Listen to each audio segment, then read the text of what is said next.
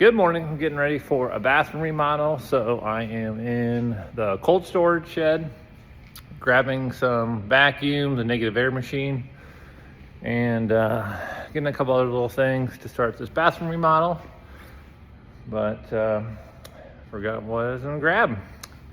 But just wanted to show you the start of the day in the morning before we get started, and we'll go to the bathroom remodel and keep you updated. This is what a van looks like when you're doing a small bathroom remodel. You got a packet full with everything that we need.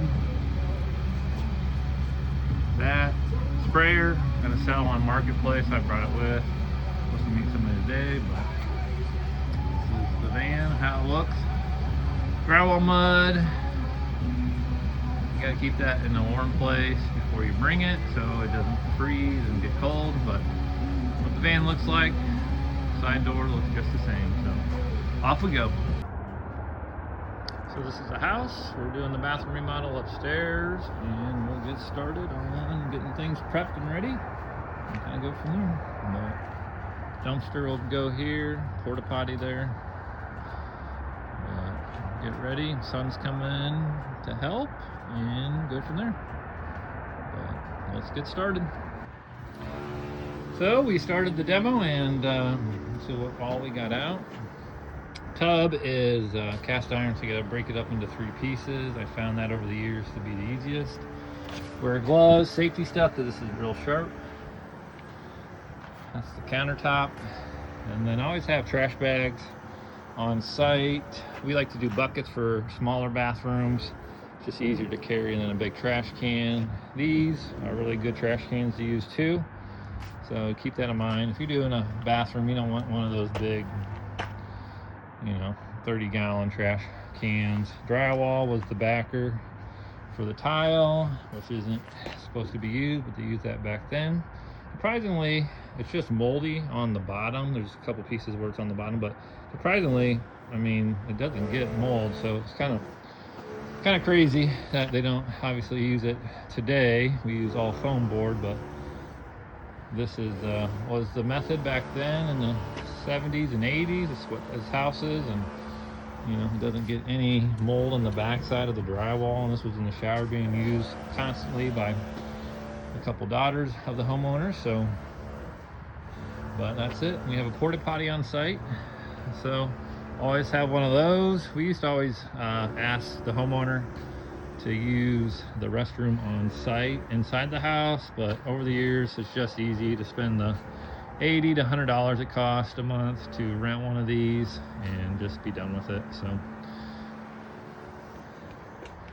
otherwise, dumpster will be here shortly. That's where we'll put it. You can put it right here at the front of the sidewalk. You can't block the sidewalk, it's against the law or the rules. So we'll have that in there, and then we'll throw all this trash away. We always do a dumpster for almost every single job, no matter if it's small or big. Obviously you'll need one, but even if it's a smaller size, this is probably, we'll have one more load of trash like this over the whole project, and that's it. So we'll probably fill up half the dumpster, and I always tell the homeowner if they want to fill stuff in the dumpster, then go right ahead. But that's it, and we're looking pretty good. So I'll go in there and show you what we have. But shower pan, this is the new shower pan with the lineal drain. So it's a fiberglass unit, super heavy duty. So have that in there, and should be good. I always carry shark bites and other plumbing stuff. So this is our shower prep kit with all the shower stuff we need to prep with foam board. And then back here is some shark bites and some other stuff. So I always have that handy just in case we hit a pipe, and we can cap it off before the plumbers get here. But always have that, and we always have tape on board, tape off things, tape off the floor, and blankets is always good to have those two to cover it up. But we'll go inside and take a look. Up here in the bathroom, and we are going to cut a niche in right here. So I'm going to cut these 2 studs out, non-load bearing wall. So the niche is going to start from here, and then I'll frame it in here so it's equal. And then I always make the niches oversized, and then we can frame them down to what we need. But I always make them about 18 inches. So that's the niche. So I'll get that prepped and ready before I put the board up, so then I know what's behind the wall, instead of covering the wall up and then maybe forgetting or not taking a picture. That'll be what that is. So get this wall done, and then I forgot insulation, so we'll have to do that tomorrow, cover up that wall, but we'll get the floor all prepped and ready with the membrane, and we'll do the fan as well. So, and then we'll try to get the tile laid on this floor too. So otherwise, looking good, and we'll go from there. So getting this board up, cut around the shower valve and the head. And then I have my laser set up. So I get a nice straight line to screw those off. Also note, and make sure that you set your board on top of this ledge. You don't want to set it on this side because then it'll kick out. You always want to set it on top of that ledge. And then I'll take this off again, and then I'll seal that up with WD sealant all the way across. So all that will get sealed up. All the corners and then the niche, I'll cut that out and get that all prepped and ready as well. Nice long niche. You can see kind of the layout from here to here. 2 girls, so we got a lot of product. Here doing the shower and getting it prepped. I use the laser to put my screws in, so all those are nice and straight. And then in the corners, I don't do the washers because they stick out and bulge, so I just use regular cement board screws there. But this is a niche, and goes from here, long lineal niche, to here. Nice and big for all their product. They have 2 girls using the shower, so lots of stuff. If you have daughters, you definitely know what I mean. And also too, make sure you never put the board over the top of this. You guys want to sit flush. And then I tape this off and I will seal that up with WD so no water can get back in there. So, but that's how that looks, and we'll go from there. We'll get the niche cut out and all waterproofed. And this side, I forgot insulation today, so I'll grab some to finish that and should be good. But come along, nice steady morning. Here doing the shower and getting it prepped. I use the laser to put my screws in, so all those are nice and straight. And then in the corners, I don't do the washers because they stick out and bulge, so I just use regular cement board screws there. But this is a niche, and goes from here, long lineal niche, to here.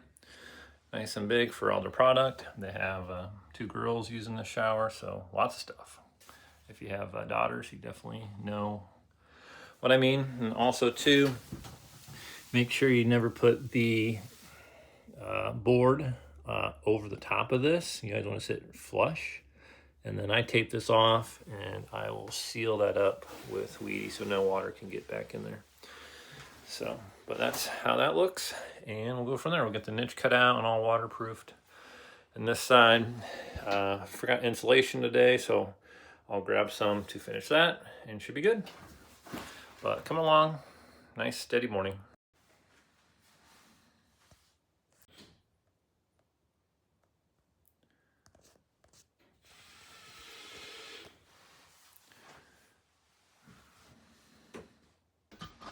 We use a product called butt board.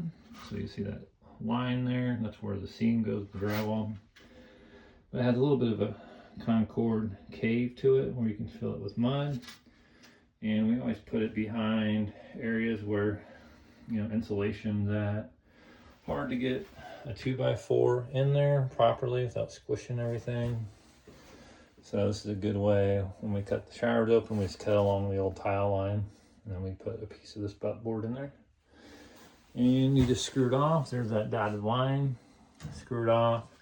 We'll screw this side off with the foam board and kind of go from there. But we have been using this for a long time. It's definitely well worth it. So,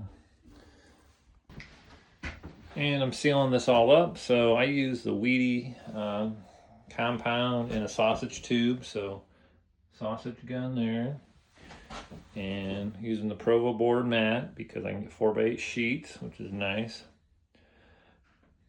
So this is sealed up. The niche, I use these plastic squeegees by Bondo. You can get a set of these. One thing to note is if this sets up and dries the next day, it just peels right off with your hand. And then this is what I use for all the corners. You can get this at any hardware store, and it peels off too. You just gotta scrape it off if it sets up the next day. But this is what it looks like, all sealed up and prep for tile. I will do just one coat of waterproofing membrane on all the sealant. And down there, that's all sealed up now against the pan, so I'll waterproof that, so tape that off. And one thing to note is always tape off the new shower pan or tub that you put in there. Always protect that, because who knows what you're gonna drop, but it's just so much easier to do that. If you do not do that, it's definitely recommended. Once insulation, I get that tomorrow. I'll finish sealing up this and everything. That's why I stopped a little short here. I'll run that in the corner so it all ties in one bond. Otherwise, looking good. I'm gonna get this started and then put the ceiling fan in, exhaust fan, and go from there. Maybe we can get some tile laid today on the floor. Now we're putting this mat down, so I cut everything to fit. That's the toilet, that's where the water supply is.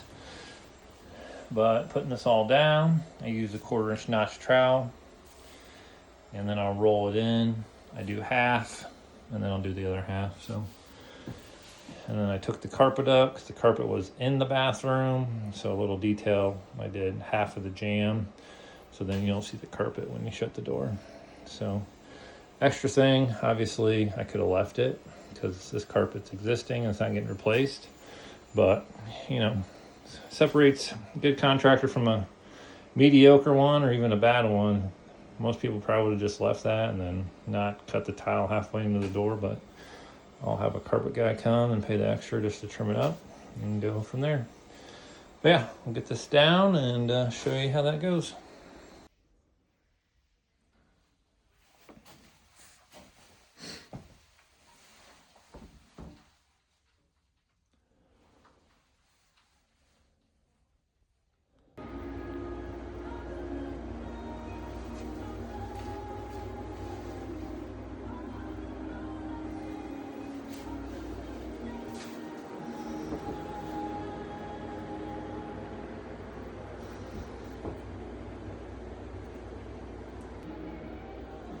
Got the laser level.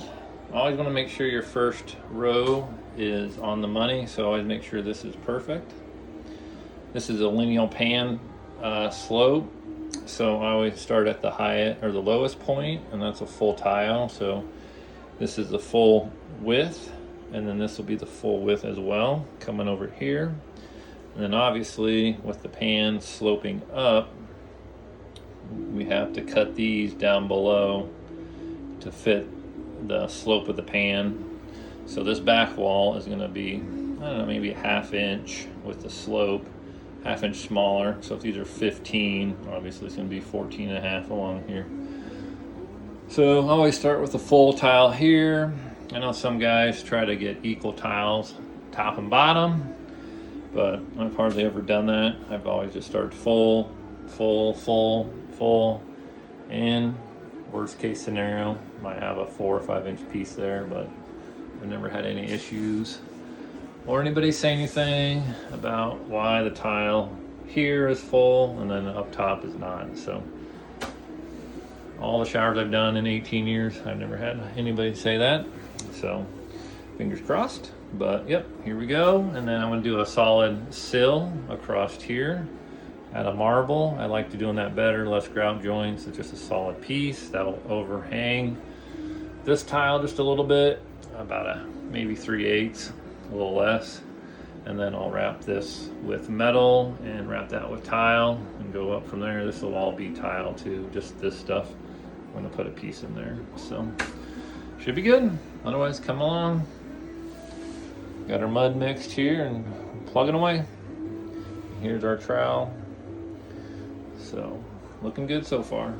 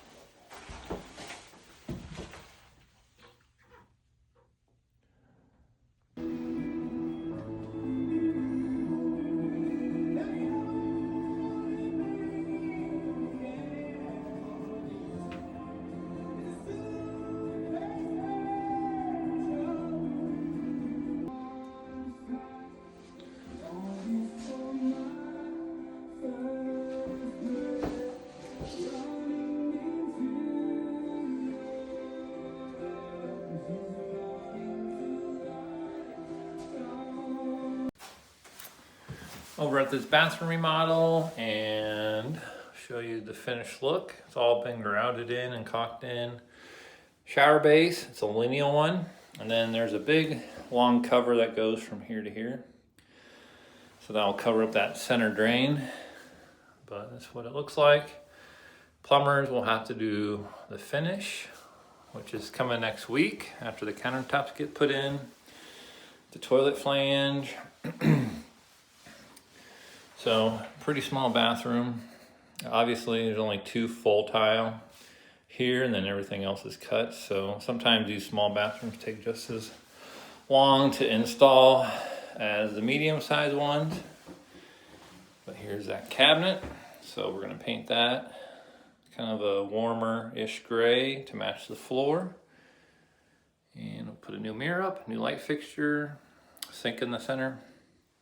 But all coming together nicely and go from there. I think we're on day 5 for this remodel. Excuse me. But we definitely can do and we have done a lot of bathrooms like this, so definitely up our alley. We got the vanity painted. So this is alabaster color. That looks good. So existing vanity. So we sprayed the whole thing inside and out just to get it finished so we didn't leave any of the raw unfinished wood that was been there. Countertops go in today, but everything else is painted and looks good. Light fixture, got the drawers, we'll put new hardware on. This is the shower. So should be pretty much wrapped up this week. So this is 14 days. This is what we'll get you 14 days later. But looks really good.